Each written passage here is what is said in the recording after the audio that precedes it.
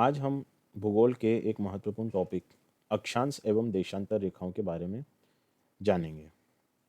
इस वीडियो में आप जान पाएंगे पृथ्वी के अक्ष के बारे में, विषुवत रेखा के बारे में, अक्षांश और देशांतर रेखाओं के बारे में, विश्व एवं भारत की मानक समय रेखाओं के बारे में, अंतर्राष्ट्रीय समय रेखा के बारे में।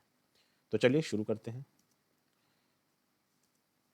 आपने ग्लोब या मानचित्र पर इस तरह से आड़ी और खड़ी रेखाएं तो ज़रूर देखी होंगी।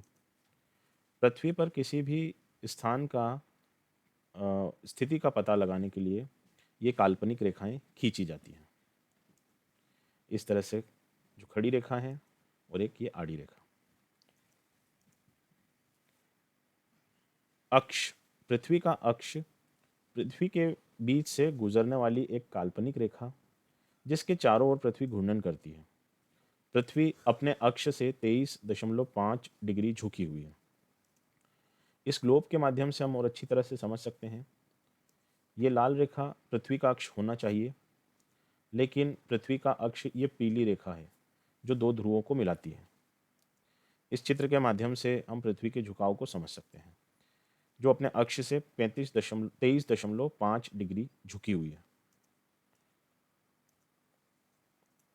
अब हम अक्षांश रेखाओं के बारे में जानते हैं।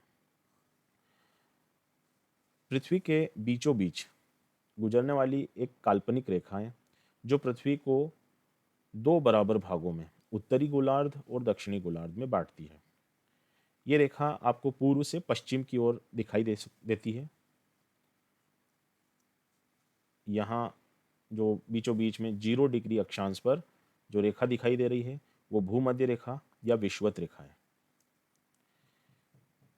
अक्षांश रेखा ग्लोब पर पश्चिम से पूरब की ओर खींची गई काल्पनिक रेखाओं को कहते हैं। अक्षांश वह कोण है जो भूमध्य रेखा और किसी स्थान के बीच पृथ्वी के केंद्र पर बनता है। तो इस प्रकार जो 0 डिग्री भूमध्य रेखा है या विषुवत रेखा है वो भी एक अक्षांश रेखा है। अक्षांश रेखाओं की कुल संख्या 181 है। इसकी अधिकतम सीमा ध्रुवों पर है, 90 डिग्री उत्तरी अक्षांश और 90 डिग्री दक्षिणी अक्षांश। दो अक्षांश रेखाओं के बीच 111 किलोमीटर की दूरी होती है। यानी कि हम 0 डिग्री अक्षांश से 1 डिग्री उत्तर अक्षांश की ओर जाते हैं तो इसका अर्थ यह है कि हम पृथ्वी पर 111 किलोमीटर चल चुके हैं।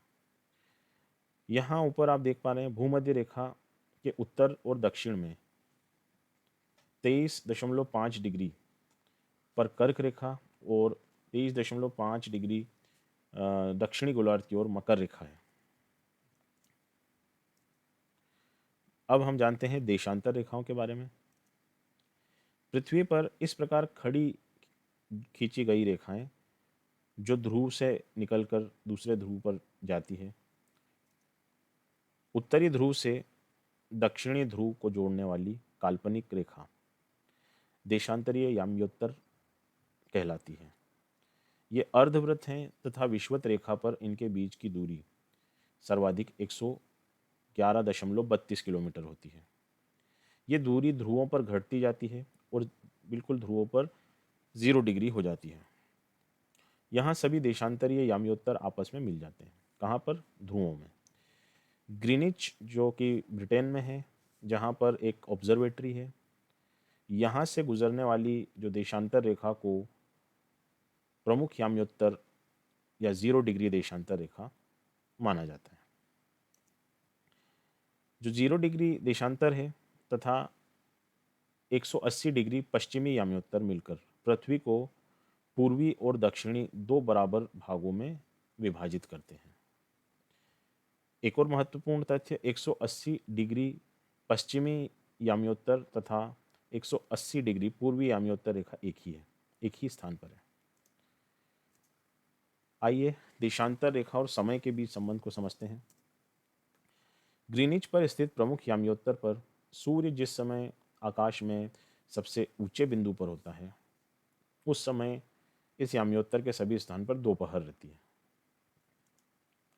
पृथ्वी पश्चिम से पूर्व की ओर चक्कर लगाती है, अतः वे सभी स्थान जो ग्रीनिच के पूर्व में स्थित हैं उनका समय ग्रीनिच के समय से आगे तथा जो पश्चिम में होंगे उनका समय ग्रीनिच के समय से पीछे होता है।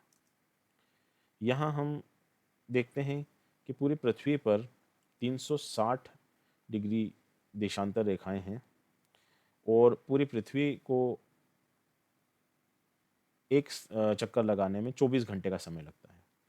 इसका अर्थ ये हुआ कि 24 घंटे में पृथ्वी 360 डिग्री घूमती है, यानी कि 1 घंटे में 15 डिग्री घूमती है और 1 डिग्री घूमने में 4 मिनट का समय लगता है।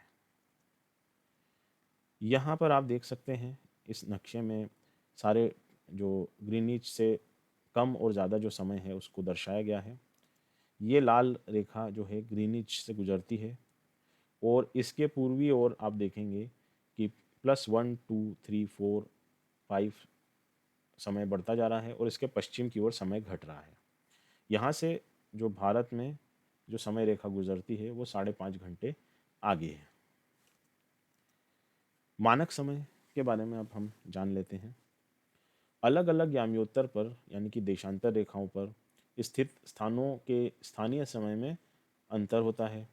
भारत में असम के डिब्रूगढ़ से लेकर गुजरात के द्वारिका के समय में लगभग 1 घंटा 45 मिनट का अंतर है।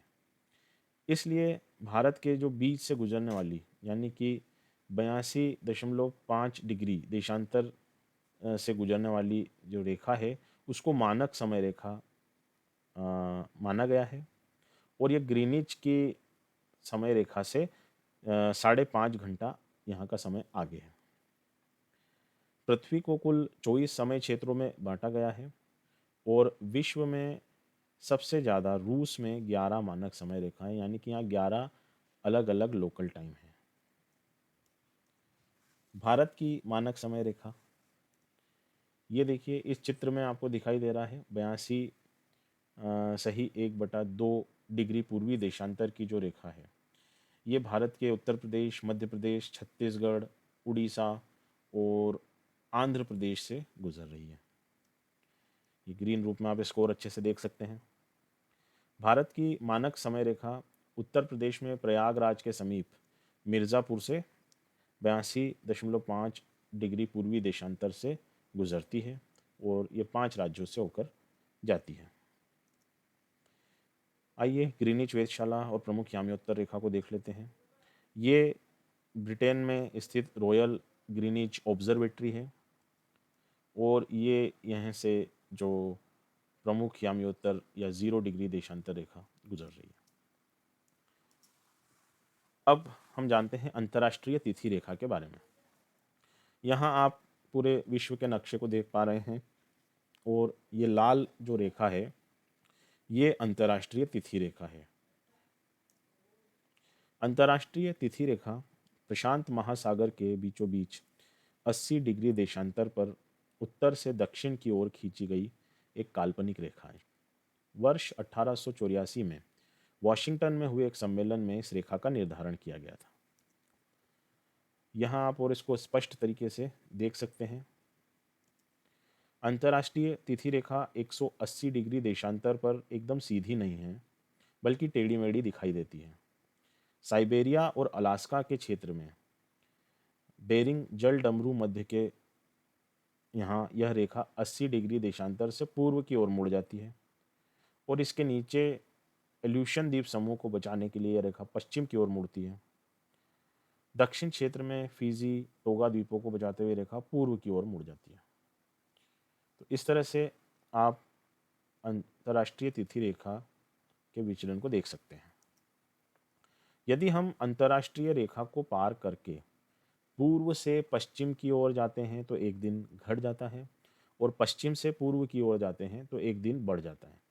अर्थात यदि इस रेखा के पश्चिम में एशिया क्षेत्र में सोमवार का आरंभ होता है तो पूर्व क्षेत्र में अमेरिका में रविवार का आरंभ होता है।